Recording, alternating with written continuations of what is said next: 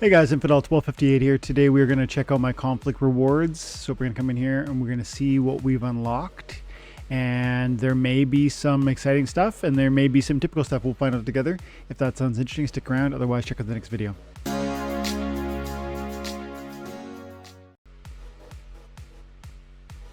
Okay. So Zarin the Scorch should be complete. Yep, it is complete. And we are going to find out together whether I got my guaranteed 6 or whether I did better than that. It does say that I had 5,500 chances and there was a 0.117647% probability of earning a card. 850 chances, I guess, did it. And I'm scheduled, by the way, for 5 on the Calamity, which I'm pretty hyped about. But let's claim our Zarin and find out whether we got lucky beyond the 6 that we were promised. 6 alone would be awesome because it's a level 3. That's pretty important. Level 3 is pretty important. But let's find out. Check rewards.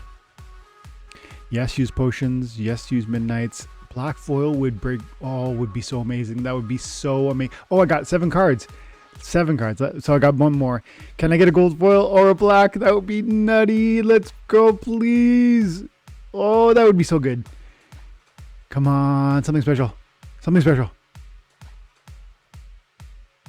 Okay, 7 regs. 7 regs. I'm going to immediately go over to Peak Monsters and we're going to find out together where we're at with price point on this puppy. So, Zarin, what are you doing? Usually there's action on things like this in the moment where it immediately is, where it's just been released. There's going to be a unique moment in the sense that there'll be a very limited supply of these cards available at this very moment. And the question, there isn't necessarily one action plan that flows from moments like this, but the unique lack of liquidity is a key moment for a thoughtful analysis of what you're going to do. Because it's possible for the cards to come out and there to be a perceived lack of value where you find value, because everyone just received whatever number of airdrops they did, and people like me just got 1 extra. And so it's conceivable that there are people with weak hands, that's what I would say, like, that are ready to sell some of them into whatever buying pressure there is.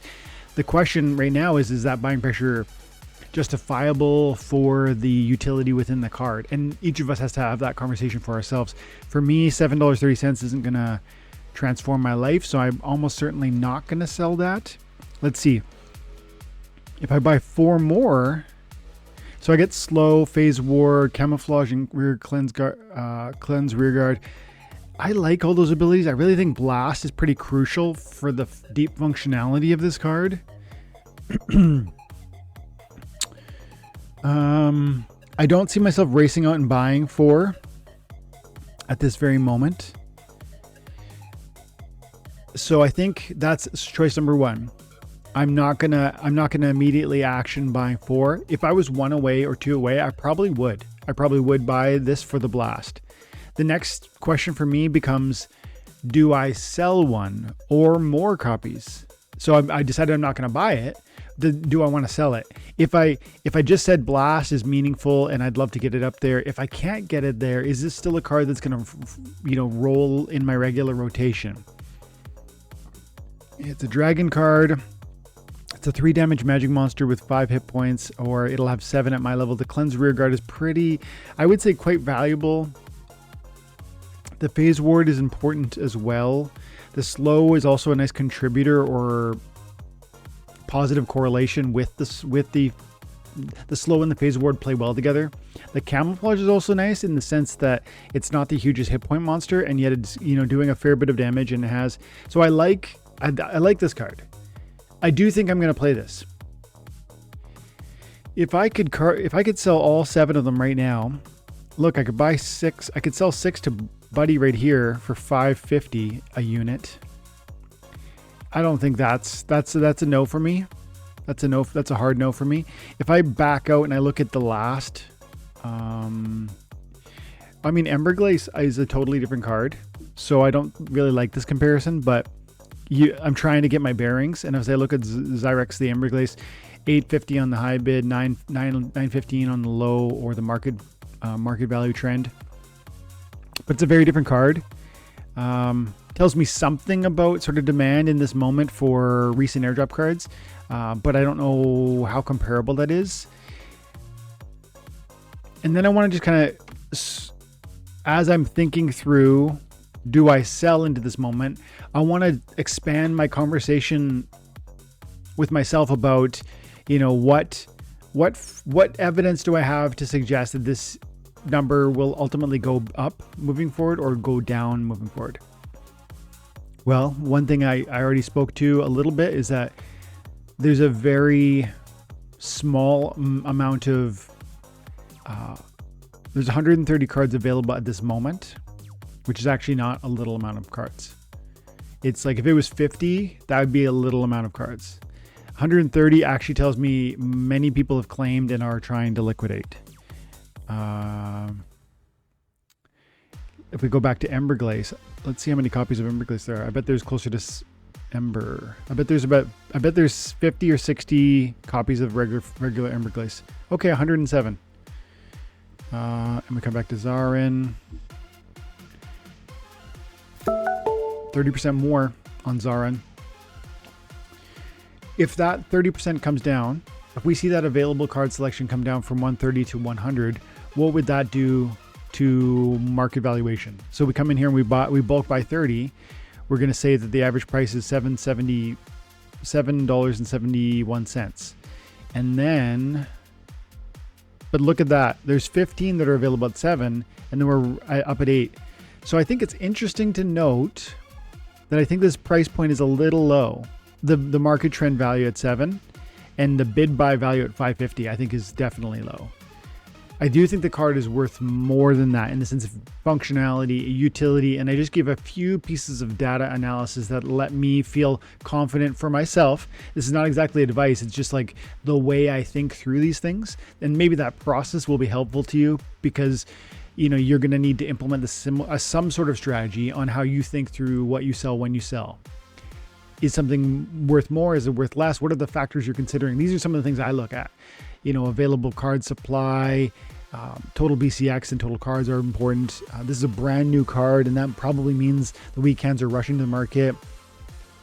It also might mean, it can sometimes mean that you're getting the best deals possible for a card because there's weak hands that are rushing to sell because they don't know what's going to happen, and they don't want to play a game of like wait and see. They want to just unload it and get whatever they can for it.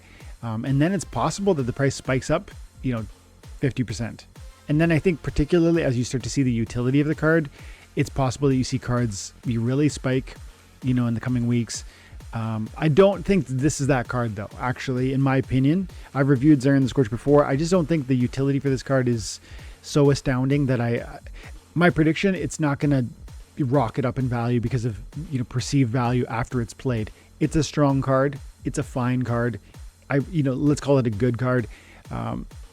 I want it. I don't think we're going to be surprised particularly by its functionality. I don't think it's going to open some doorway that we haven't imagined yet. We've seen Phase Award. We've seen obviously Slow, Cleanse Rear Guard, Camouflage Blast. This sort of kit exists, and we like those cards. If you look at Cleanse Rear Guard cards, you can. That's another piece of analysis you could bring to yourself. Cleanse Rear. These cards are, desirable. This is a rare for $170 per unit, and you need 115 of those, and so you're talking almost $200 for a maxed out rare of that card on the reg foil. Jaikarilla, which is still available in the Conclave packs at this moment. You could buy this through packs, and so more and more copies of Jaikarilla are being printed, or not printed, but printed, I guess. And yet that value is holding strong above 9. So probably Zarin the Scorch after some weekends could go up a little bit. Maybe it gets closer to that 9. Wouldn't you? I think that's a fair conclusion to draw here. The blue is less interesting than the dragon, I would argue, because you could play dragon with your blue if you're inclined. I also think that the Zarin kit is... the Echo's nice. The tank heal is obviously great. Yeah, okay. It's just different. Zarin is more of a damage dealer, especially with that blast, whereas Jaikarilla is more of that support monster. with some damage functionality at the 2 damage output. But again, Dragon versus Water, I probably say that these are comparably valued cards long run.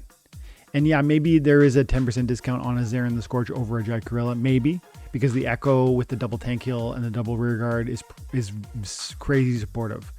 But yeah, I'm inclined to say that this is in the ballpark of appropriately priced, but that the high bid just isn't. Because remember, the high bid, despite what that says, is $550. $550, and I say no to that. $550, like hard no. So again, my full process goes, am I buying it at this price? I'm not rushing out to buy 4 because that's what I would need to get the max level. I want that max level. I don't necessarily believe that based on everything I just said, the price is going to go lower, but I also have to, I can't just, it's not just a matter of will this card go up. If I think it does, I buy it cheap now, because it's also a factor of like, what else could I do with my money? I've got 38,000 DEC right now. I could buy 4 copies. And that would max out my Zarin the Scorch, but what else could I do with 38,000? I could, snipe some, there's lots of things I'm interested in doing right now, by the way, with alphas, betas, promos. There's lots of interesting cards, even Conclave packs still. There's lots of things that I'm still interested in. So tying my value up in a card that I actually don't think is going to be deeply redefining for the meta or for my play style within the game doesn't make a lot of sense. Do I want it? Yes. Do I want it for this price? Not enough. And I have to weigh that against my other opportunities that I would be saying no to if I commit to this.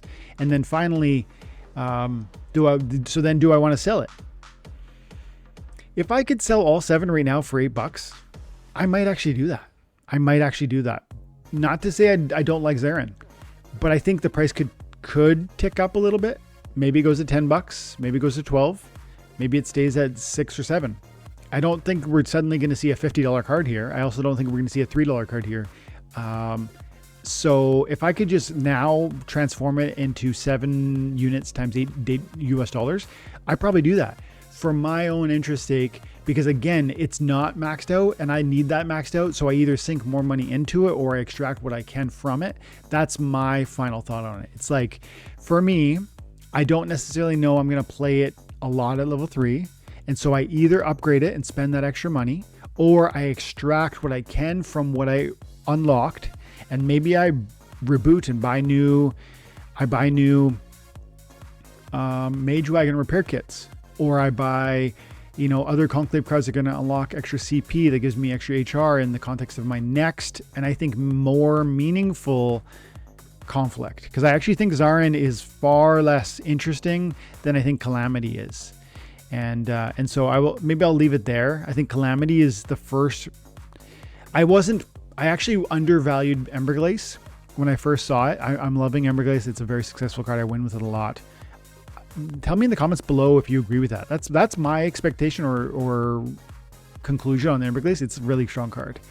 With Zarin, I think it's gonna be good. I'm gonna want it, but you gotta weigh your options, and if I could unlock that, that valuation, I probably would. But this to me feels like a greater focus, and I need to repair some of these because I'm down 18 wagons across the first 2 conflicts. And so all that to say, maybe it is time to sell some of these cards in the hopes of pulling out more calamities than anything else. Options abound. And there maybe there's no right or wrong. It's like every one of us is walking a different journey. I hope that this is interesting, one, because you get to see what I pulled on this thing, but 2, then you hear my thoughts process on how I analyze what I sell and when I sell it. And then that thoughtfulness behind it can hopefully equip you, because I do think that what I'm describing is what I call the game within the game of Splinterlands. It's an auto brawler, collectible card game. But the real joy of Splinterlands is not just, navigating the team submission. It's how do I build the deck that's most effective, that allows me to win the maximum amount of rewards for the least amount of investment. And that is more of the coach or the general manager experience, as opposed to, it's more of the general manager experience as opposed to the coach experience. Right now, the coach chooses which players go on the field, but the general manager chooses who's on the team in the first place. And so that's the game within the game. And I personally love it. And I think if you begin to understand that piece of this game, by the way, let's leave it here, you'll begin to love this game more. So let me know in the comments how you did with Zarin. What are you thinking about Calamity? And finally, maybe how do you rank these top three? Is it Emberglaze, Calamity, Zarin? That's kind of my formulation at this moment. Let me know in the comments below. Have an amazing day. God bless.